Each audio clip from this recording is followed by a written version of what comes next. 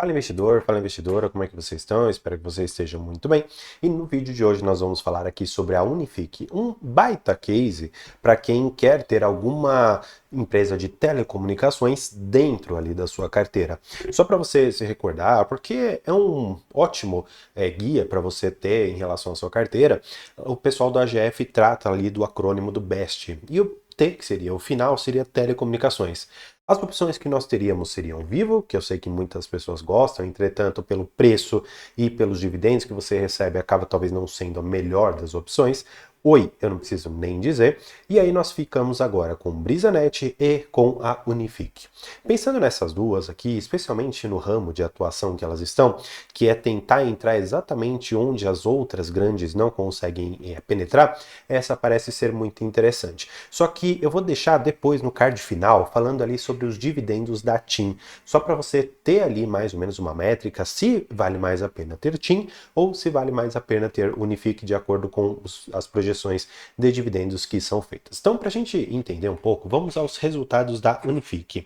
Eles trazem aqui algumas coisas, mas o destaque que eu queria trazer aqui para vocês está nesta página aqui. Primeira coisa que eu queria chamar a atenção, que é um baixo nível de cancelamento dos produtos da Unifique.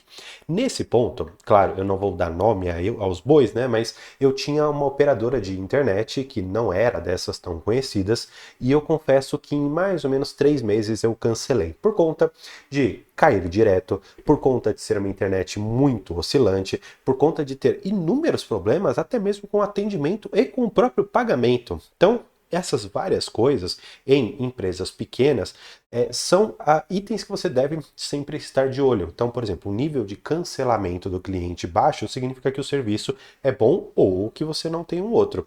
Mas normalmente não é esse o caso. Muitas das vezes a Unifique é uma boa empresa, eu escuto muito relatórios positivos a respeito dela, então me parece interessante, tá bom? Agora, na parte de entrada e crescimento orgânico, essa daqui é uma palavra importante, porque a empresa ela fez ao longo do tempo algumas aquisições, que é o que a gente chama de crescimento inorgânico. E aí o que acontece?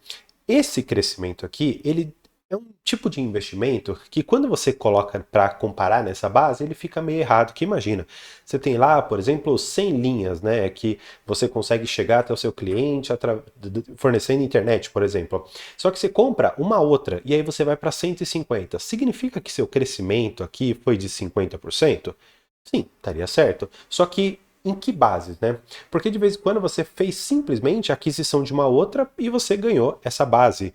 Então eu gosto da forma que eles colocam aqui, que é um crescimento orgânico, para a gente entender qual é o trabalho que eles estão fazendo dentro de casa. E dentro de casa, um crescimento ano contra ano de quase 42% é muita coisa. Pensando aqui que eles têm acessos de banda larga, né, em 2024 de quase 45 mil. Então é bastante coisa aqui que eles têm, tá? Agora, geração de caixa, isso daqui para mim é muito interessante e eu já vou explicar para vocês o porquê de ser 108%, né? Como que você consegue gerar mais de 100% do que você tem de EBITDA em relação à caixa? Porque o EBITDA, ele é uma fórmula que ele desconsidera ali, por exemplo, a depreciação.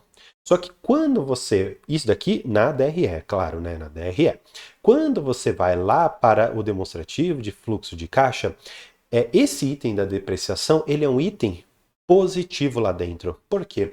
Porque a depreciação ela tem muito mais um efeito na DRE para você fazer o abate no imposto de renda. E quando você vai olhar o gasto que efetivamente você tem com depreciação, ele muitas das vezes é menor do que o próprio gasto que está computado lá dentro. E a ideia é basicamente a seguinte: imagina que você tem um carro, você compra esse carro por 100 mil, no ano seguinte ele vale 90. Só que você pegou 10 mil reais do seu caixa, do seu bolso e você simplesmente rasgou esse dinheiro? Não, não é isso. Por isso que a depreciação na DRE ela acaba tendo esse impacto e quando você vai para o demonstrativo de fluxo de caixa, você não teve esse gasto e aí, consequentemente, é algo positivo. Portanto, essa geração de caixa ser superior muito tem a ver com essa depreciação que volta lá no demonstrativo de fluxo de caixa de forma positiva.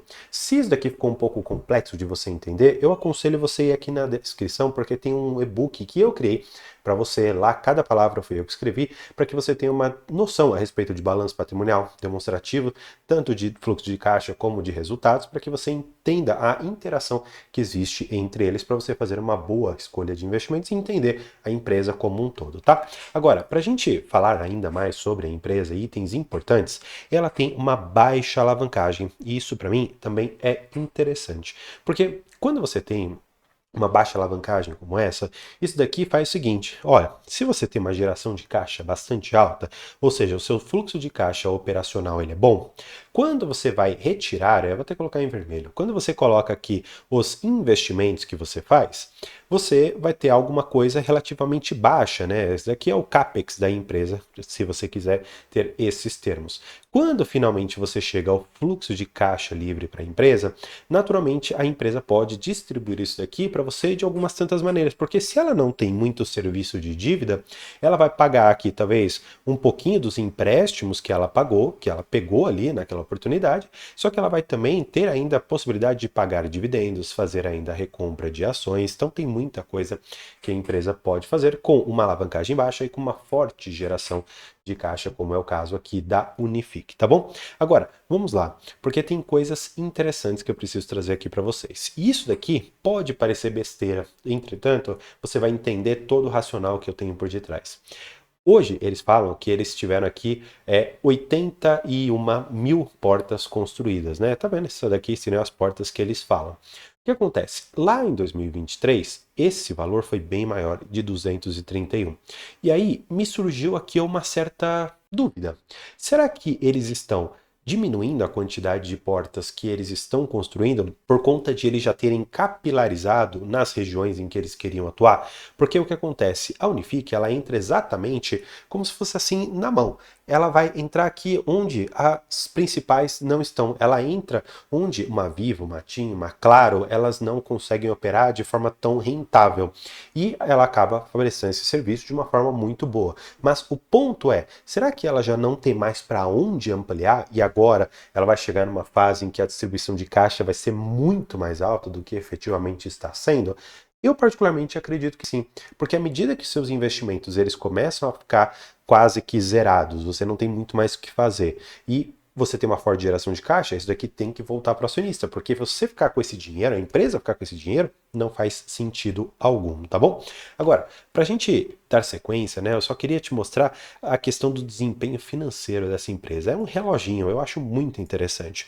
Quando você vai para a receita bruta, você vê um aumento lá de 2020 para 2024, ou seja, em 4 anos, cresceu 222%.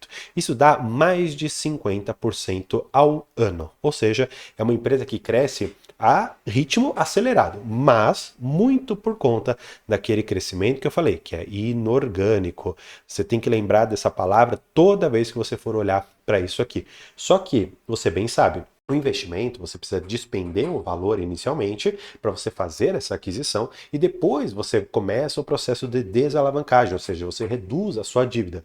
Só que como a empresa já praticamente não tem dívida, ela já transforma toda essa aquisição inorgânica em dinheiro para a companhia, o que é muito interessante. E nesse ponto em específico, vale a gente colocar aqui que o lucro líquido subiu até mais do que a própria receita, muito por conta desses fatores que eu comentei com você, da empresa ser eficiente, da empresa ter alguns lugares ali, um certo prejuízo a compensar de empresas que ela acabou incorporando. Então, tem muita coisa interessante aqui que vale a pena depois você procurar para entender o caminho pelo qual a Unifique percorreu aqui todo esse tempo. Agora, só para a gente bater aqui rapidinho, né? O dividendo da Unifique, até o momento, ele está em 7%. Quando você pega um histórico da companhia, que está um pouco mais aqui para baixo, eu vou até puxar aqui para vocês, vamos lá.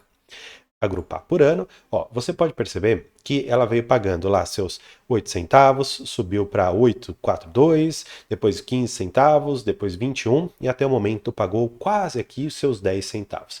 Qual que é a projeção de uma empresa como essa, né? Você bem percebeu que o lucro dela foi crescendo assim. a receita também, o lucro cresceu e a geração de caixa, que esse daqui é importante, também cresceu bastante. O que acontece? É muito provável que aqui em 2025 nós tenhamos isso aqui, 2026 isso aqui, e vai chegar um momento em que ela vai simplesmente só repor a inflação, se ela não conseguir fazer outras aquisições que aumentem tão drasticamente a sua receita. Mas, pensando que ela tem uma alavancagem de 0,66, que é muito baixo, eu particularmente vejo espaço para algumas aquisições, o que pode ou não ser interessante para o momento, depende ali, claro, da verificação. Agora, se você está pensando em outra empresa de telefonia para dividendos na sua carteira, você pode pensar na TIM, tá bom? Que está pagando aqui seus 7%. E eu fiz um vídeo em que eu falo exatamente sobre a possibilidade da TIM pagar muito mais do que esses 7%. Eu vou deixar esse vídeo aqui para você entender toda a dinâmica que está por detrás. Espero que você tenha gostado do vídeo. Por hoje é isso e tchau!